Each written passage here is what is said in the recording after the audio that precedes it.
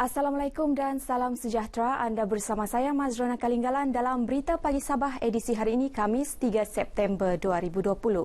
Kerajaan negeri tidak menghalang mana-mana pihak yang ingin memasuki Sabah, sebaliknya akan memantau secara terperinci kemasukan mana-mana individu apatah lagi menjelang pilihan raya umum Dewan Undangan Negeri PRU DUN Sabah ke-16 bulan ini. Ketua Menteri Kerajaan Sementara Sabah, Datuk Seri Panglima Muhammad Syafiee Abdal berkata, pemantauan dilaksana seiring dengan perkembangan semasa COVID-19 dengan menyekat kemasukan mereka yang didapati bergejala dan merupakan seorang pembawa. Beliau menyatakan demikian ketika ditanya sekiranya terdapat sekatan kemasukan daripada semenanjung Malaysia berikutan pengesanan super spreader COVID-19. Mengulas lanjut persediaan PRU DUN Sabah, Datuk Syafiee berkata, kerajaan negeri telah bersiap sedia termasuk menyediakan lebih 10 juta pelitup separuh muka untuk diagihkan kepada setiap daerah selain cecair pembasmi kuman.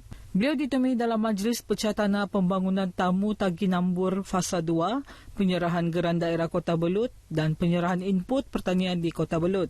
Sebanyak 286 geran tanah individu diserahkan kepada penerima dalam majlis ini selain penyerahan anak pokok buah-buahan.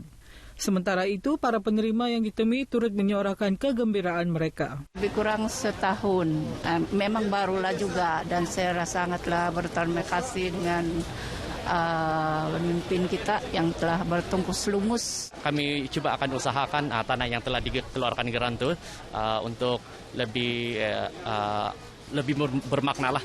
Kita boleh bangunkan dengan mungkin kita menanam buah-buahan ataupun pertanian-pertanian yang boleh membantu. Rasa bertuahlah dan terima kasih kepada usaha kerajaan untuk membantu penduduk-penduduk di Sabah, walaupun kita di sebelah pedalaman tetapi masih kerajaan bagi perhatian lah. Perkembangan situasi semasa COVID-19, tiada kes positif baharu direkodkan semalam menjadikan jumlah kes positif kekal 426 setakat ini. Menurut infografik Jabatan Kesihatan Negeri Sabah JKNS, jumlah pesakit sembuh juga kekal 400. Terdapat 18 pesakit masih dirawat di 5 daerah. Manakala 224 individu sedang menjalani kuarantin di pusat kuarantin dan 379 menjalani kuarantin di rumah. Sementara itu, tiada pertambahan kes kolera dilaporkan semalam. Justru jumlah kes setakat ini masih 114 yang dicatatkan di 11 daerah. Bagaimanapun, terdapat pertambahan 8 kes demam denggi di Sabah yang direkodkan di 8 daerah iaitu masing-masing 1 kes di Kota Kinabalu, Semporna, Penampang, Tenem, Ranau, Kudat, Nabawan dan Keningau. Universiti Malaysia Sabah UMS dan Sime Darby Plantation berhad meneruskan kesinambungan kerjasama untuk memperkukuh usaha melestarikan pengurusan hutan alam sekitar di ladang hutan Sapong Tenom bagi tempoh 5 tahun akan datang. Sebelum ini, kedua-duanya telah menandatangani surat hasrat LOI dan hari ini memorandum persefahaman MOU akan dimeterai di Kota Kinabalu dan beberapa dapatan kajian akan turut dibentangkan. Berkongsi dapatan kajian UMS, Pengarah Ekokampus Fakulti Sains dan Sumber Asli UMS, Dr. Berhaman Ahmad berkata, antaranya ialah cara mengembalikan semula ekosistem asal di hutan Sapong, sama ada secara semula jadi mahupun dengan bantuan tenaga manusia. Hutan itu telah sakit. Hutan ini kita memerlukan intervensi manusia untuk membawa semula spesies-spesies yang terdapat di situ dan kita akan tanam semula, kita jaga pada peringkat awal setahun sehingga ke 3 tahun, memastikan hutan itu tumbuh dengan baiknya dan biarkan dia secara semula jadi untuk tumbuh semula kepada asalnya. Tapi kita bersyukur kerana ada kesedaran di pihak industri. Dr. Berhaman ditemui selepas menjadi tetamu Radio Sabah VFM di RTM Kota Kinabalu. Menurut dapatan kajian berkenaan, masih terdapat spesies haiwan terancam seperti tenggiling dan payau yang perlu diberi perhatian pihak syarikat dengan mewujudkan kawasan khas untuk memelihara hidupan liar. Dalam pada itu, Ketua Unit Konservasi dan Biodiversity Sime Darby, Siti Nuralakman Yahya menyifatkan kolaborasi bersama UMS memantapkan lagi usaha syarikat tersebut melestarikan pengurusan alam sekitar negeri ini. Dengan data yang ada ni, kita boleh bagi nilai. Jadi dengan penambahan ini, nilai biodiversiti kawasan tersebut pun akan meningkat.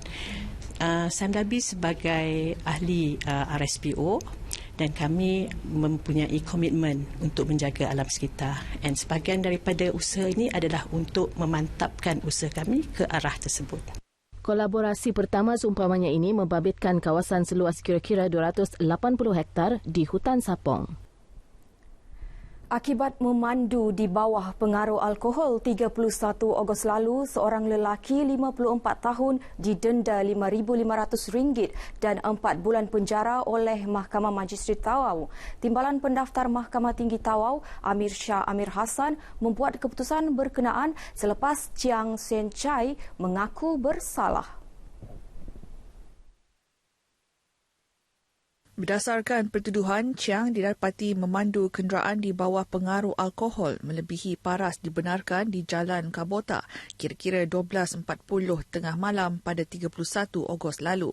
Dia didakwa mengikut Seksyen 45A-1 Akta Pengangkutan Jalan APJ 1987 yang memperuntukkan hukuman denda antara RM1,000 hingga RM6,000 dan boleh dipenjarakan sehingga 12 bulan.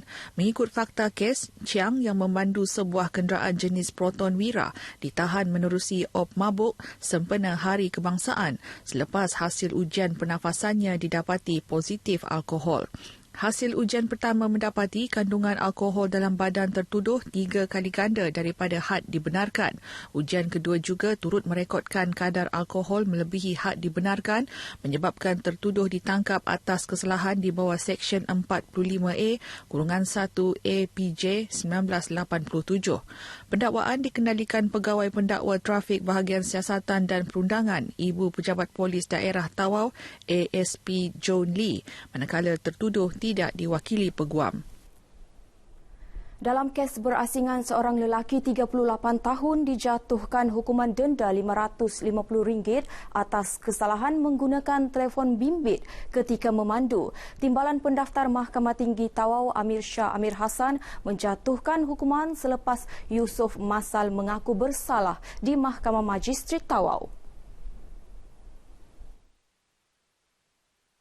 Dia didakwa mengikut Kaedah 17A-1, Kaedah-Kaedah Lalu Lintas Jalan 1969 yang memperuntukkan hukuman denda sehingga RM1,000 atau penjara maksimum 3 bulan. Manakala bagi kesalahan kali kedua, denda sehingga RM2,000 atau penjara tidak lebih 6 bulan atau kedua-dua sekali. Dia didapati menggunakan telefon bimbit tanpa peranti bebas tangan semasa melalui sekatan jalan raya di Jalan Dominik pada pagi 20 Ogos lalu. Mahkamah turut memerintahkan Yusof yang tidak diwakili peguam dihukum penjara sebulan jika gagal membayar denda. Yayasan Dakwah Islamia Malaysia Yadim Sabah mendekati 20 keluarga asnaf dan fakir miskin di Kampung Kopungit, Kota Kinabalu dengan menyerahkan sumbangan keperluan harian menerusi program Ziarah Asnaf Miskin Bandar Yadim. Sumbangan disampaikan penolong pengarah operasi Yadim Sabah Ustaz Ramli Daud. Agihan sumbangan tersebut merupakan antara pengisian program semarak dakwah sempena sambutan Hari Kemerdekaan ke-63 anjuran Yadim yang diadakan serentak di seluruh negara. Ia dijalankan dengan kerjasama rakan siswa dan sukarelawan Yadim, Pertubuhan Islam Seluruh Sabah Usia, Jabatan Hal Ehwal Agama Islam Negeri Sabah Jahins dan Dewan Bandaraya Kota Kinabalu. Program semarak dakwah berkonsepkan dakwah lapangan ini antara lain bertujuan mendekati komuniti setempat bagi meningkat dan memantapkan lagi kefahaman dan pengamalan Islam yang syumul sekaligus meningkatkan semangat prihatin dan kasih sayang kepada golongan terpinggir. Beberapa aktiviti lain turut diadakan antaranya program cuci-cuci masjid, ramah mesra dengan pemandu bas di Terminal Bas Bandaran Kota Kinabalu, street dakwah di Sembulan dan program menyantuni gelandangan. Sementara itu, sebuah badan bukan kerajaan NGO Islam tampil menghulur sumbangan membantu Pusat Asuhan Tunas Islam Pasti Nurul Hanani Tawau yang musnah terbakar 26 Ogos lalu. Sumbangan berjumlah RM10,000 daripada Iman Care disampaikan Ketua Dewan Pemuda PAS Negeri Sabah, Zulzaim Hilmi Abidin kepada Ketua Dewan Pemuda PAS Tawau, Ustaz Rozli Hassani sempena Muktamar Dewan Pemuda PAS Negeri Sabah di Sandakan. Majlis penyerahan ini turut disaksikan Setiausaha PAS Sabah Dr. Ali Akbar Gulasan. Pada 26 Ogos lalu, seramai 38 murid termasuk 4 guru pasti Nurul Hanani Tawau berdepan detik cemas apabila bangunan sekolah berkenaan terbakar. Bagaimanapun, tindakan pantas para guru yang baru memulakan sesi pengajaran berjaya menyelamatkan 18 murid lelaki dan 20 murid perempuan berumur antara 5 hingga 6 tahun. Kebakaran tersebut hanya melibatkan kemusnahan harta benda dan tidak melibatkan kemalangan jiwa. Baik, sekian berita pagi Sabah. Jangan lalai, terus waspada, pandemik COVID-19 belum berakhir. Saya Mazrona Kalinggalan. Assalamualaikum dan salam hormat.